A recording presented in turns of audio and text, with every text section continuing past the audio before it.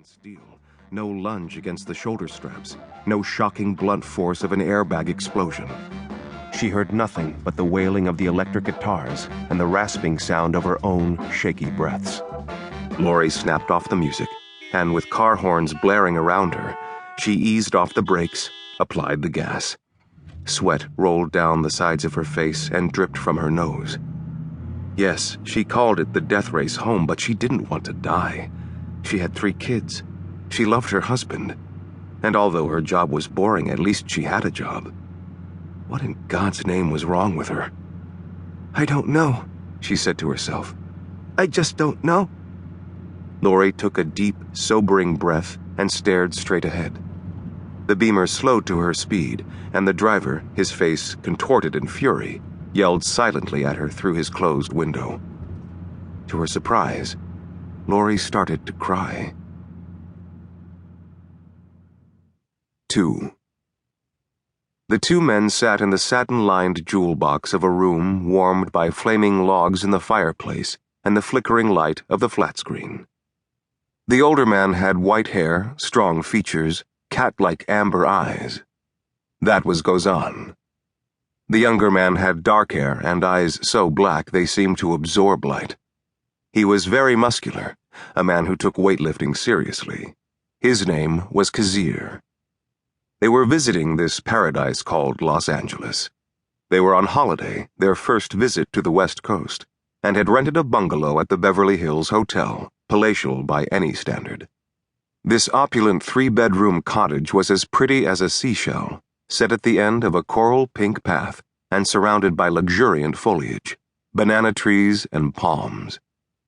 It was unlike anything in their country, the landlocked mountainous triangle of rock called the Kingdom of Sumar.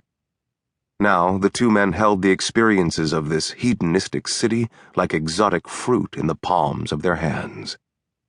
"I am going to give you a new name," said Gozan Ramari to the rounded blonde woman with enormous breasts. "I name you Peaches." There were no juicy women quite like Peaches in Sumar. There weren't many in Southern California either, where women with boy-like shapes were considered desirable, and ones like Peaches were called fat. As if that were bad. "I don't like you," Peaches said slowly. She was doing her best to speak through the numbing effect of the drugs she had consumed in the very expensive champagne. But what, Peaches? You don't like me, but what?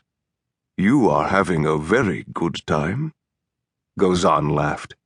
He was an educated man, had gone to school in London and Cambridge. He knew 6 languages and had founded a boutique merchant bank in the city of London while serving on numerous boards.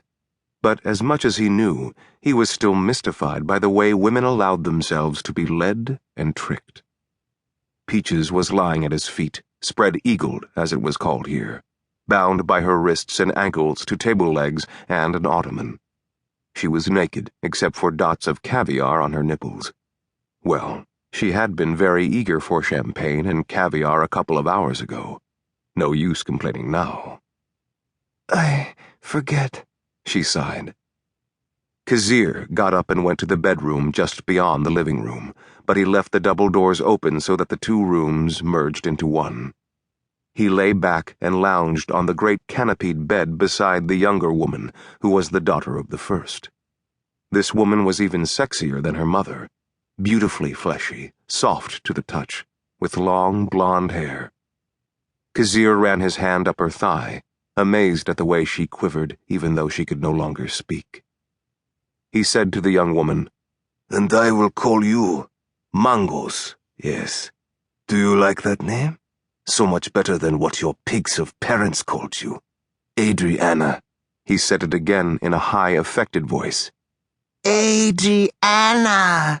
Sounds like the cry of a baby goat. Kazir had cleansed many towns of people who reminded him of animals. Where he came from, life was short and cheap. The girl moaned. "Please?"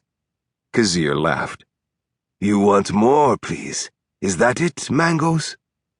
In the living room, the CD changer slipped a new recording into the player. The music was produced by a wind instrument called a chime. It sounded like an icy gale blowing through.